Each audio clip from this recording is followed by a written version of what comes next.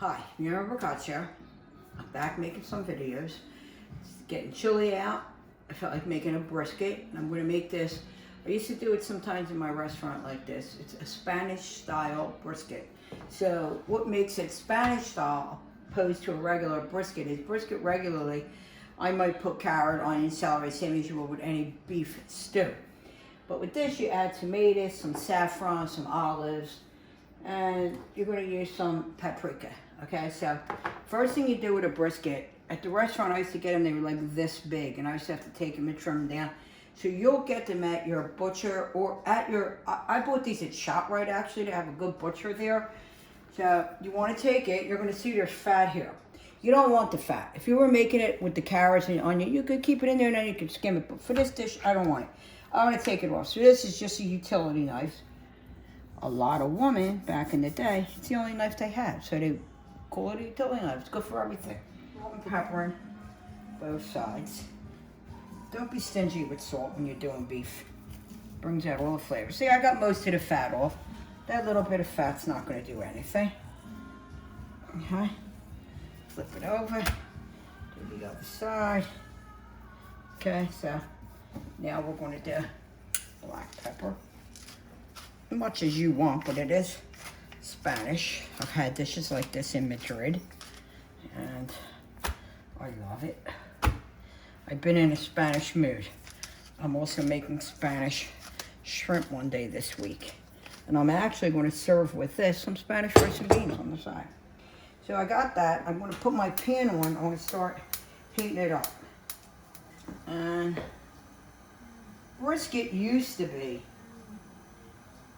a cheap cut of meat. Now it's not. It's expensive.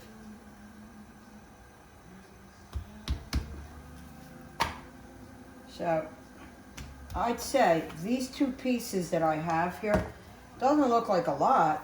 It was about 13 and 12. I paid about $25 for these two pieces. So I'll put a little bit of Wondra both sides. It just helps with the sauce after. And I'm going to start to brown it in here. I'm going to use olive oil. So we're going to put this side down, fat side up. You hear that sizzle? Okay, so we're just going to brown all the sides. So I'm going to brown these two pieces, and then we're going to come back and we're going to show you the rest of it. You might not find the brisket right in the meat counter. So what you do is just ring that bell, because the guys back there, they know where it is. They come out, they ask me how big I want it. I said just enough for 4 people. But they'll get it out for you if you don't go to a regular butcher. So they're good butchers at ShopRite. My meat is brown. Now you can see the beautiful stuff at the bottom in the pan. It's only about, let's say, I don't even think there's a whole tablespoon of oil left. So we're going to keep that in. We're going to put it on like medium, of course. And I have 2 medium onions here. And I wanted to show you, I just cut them in half. I think I showed you before how you can cut an onion, but I just wanted to give you another tip. So you could cut it this way and get the slices, but I want them smaller like this. So I wanted to teach you something. If you take this onion and you cut it here, you're going to have that whole big piece. So what you do when you're starting an onion, you take it here and you do it like this. And see, you're going to get your strips, okay? You're going to do it like that until you come up to here. And then it's all going to be even. So you want to make them nice and thin. Okay? And you can flip it. You're going to do the same thing. You're going underneath the onion, kind of. You don't want it to be one big onion. If you did, you wouldn't slice it. Okay? So we're going to put this onion in. Whoop. I'm always dropping some. So, we got 2 medium onions sliced, nice. We got 6 cloves of garlic.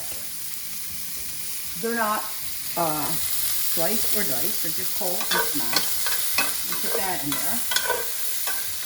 And you know, I'm actually thinking, because I'm braising this, I might be able to squeeze both of them in. I think I want another little teaspoon of oil. Just a little bit. That looks a little dry to me. That's what cooking's about. Don't say, oh my God, I was only supposed to use a tablespoon or a teaspoon. That's not true. You're looking at it. Your gas is different than my gas. So all those brown bits coming on the onion, don't get afraid of them. It's only from the bottom of the pan. That's flavor. That is flavor. Now this cooks for about 3 hours actually in the oven. And you know, check it, you know, because you want to slice it, check it in about 2.5 hours. But in about an hour that it's cooking, really you should use Spanish olives because it's the Spanish style brisket. But I don't have them, so I have to throw a little Italian in there. And I'm going to use some Castro Vetrano olives. Now, you watch my videos before, you know I love these olives, okay? So I'm going to pick them when I'm done. And I wanted to show you saffron. Saffron is expensive, yes it is. But for this dish you need a nice pinch of saffron. So this can, I was lucky, somebody gave this to me. This can, a little over $100. You don't need to do that. You can get this. Home Goods always has them. I think you find them from like $7 to $10. But it lasts so long, you don't have to worry about it. It's good for Italian cooking, it's good for Spanish cooking. So we got this working. And you're actually going to put all your spices in here. So this is starting to work down nice. This is a can of diced tomatoes, 14.5 ounces. You're going to pour that all in there.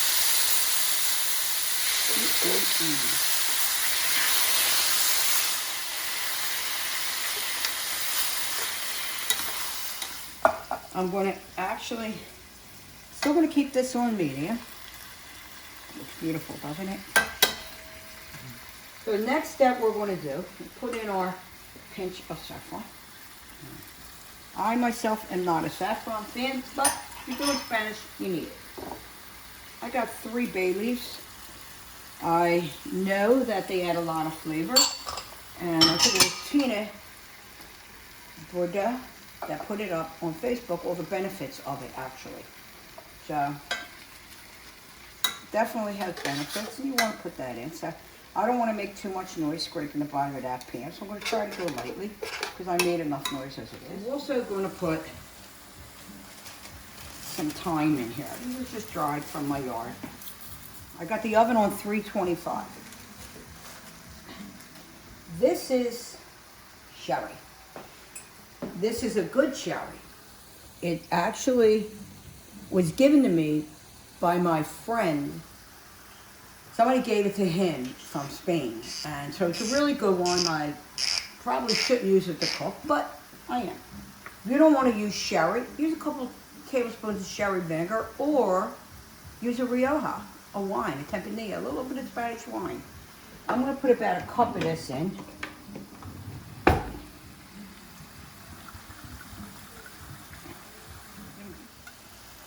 Okay, we'll put that in, okay? So now, it's an expensive porter, I guarantee you. You should smell this. Now we're going to add smoked paprika. And see, it says picante. You can get it just smoked, or you can get picante, which is hot. I like it smoked, and I like it hot. So we're going to put some salt, some pepper. Now, I'm not sure if that meat will fit back in here, because then we're going to use chicken stock. And you could use beef stock if you wanted to, but chicken stock is always more neutral. So I didn't have any chicken stock that I made, and I bought this. And believe it or not, the Swanson chicken broth has less salt in it than the chicken stock, which is ridiculous because stock shouldn't have salt at all. But this is only 2% sodium, so it's not bad for you. I'm going to try and see if I can fit this meat back in here. I actually was able to fit them both in there. And you know, any meat and anything that you're doing is going to shrink anyway. So by the time you take that out of the oven, it's going to shrink. So I'm going to pour this, because rule of thumb with braising, I told you before, you want the meat 3/4 covered. So we're almost there, so we're not going to need much stock.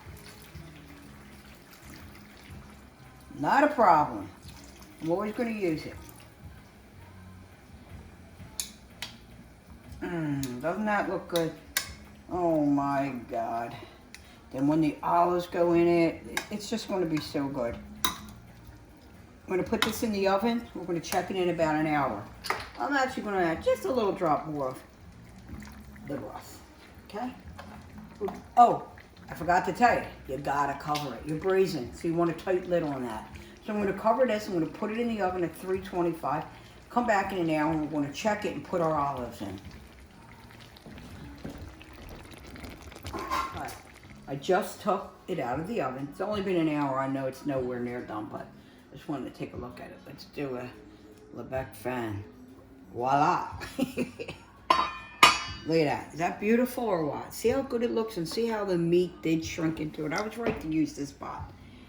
So these are the olives I'm going to use. It's going to cook for at least another 2 hours. But we're going to put these in and they'll be good. The Spanish olives are a little more like vinaigrette, a little more pungent, but these have a nice little bite to them.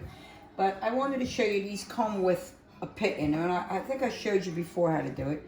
You just get a knife. I don't know if this little knife will work. Yeah, and you want to push it, just press down on it, just like you were doing a piece of garlic. And then you want to take it like this, okay? And that's an easy way of peeling the olives. So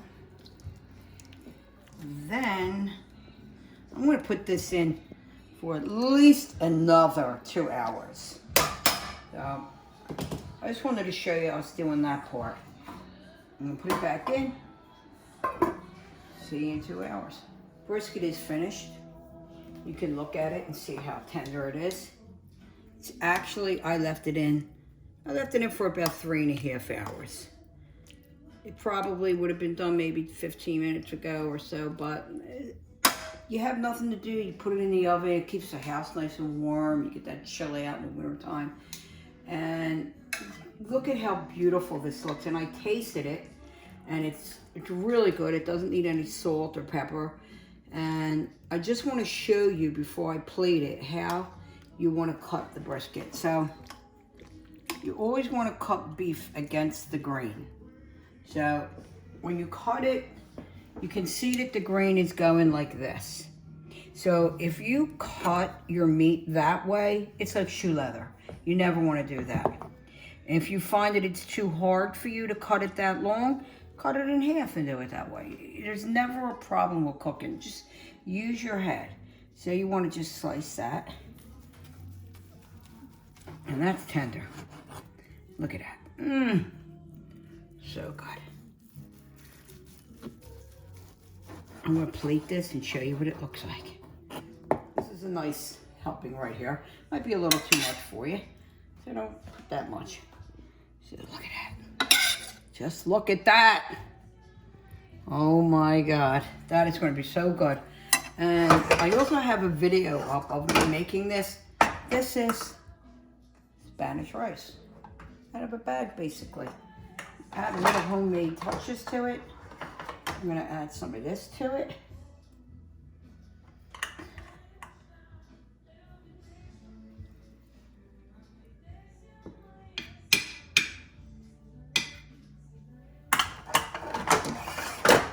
This is, you could add a little more juice too if you want. So this is braised brisket, Spanish style. And it was a Spanish yellow rice. I hope you enjoy it. I hope everybody's staying safe out there because it really is getting scary again.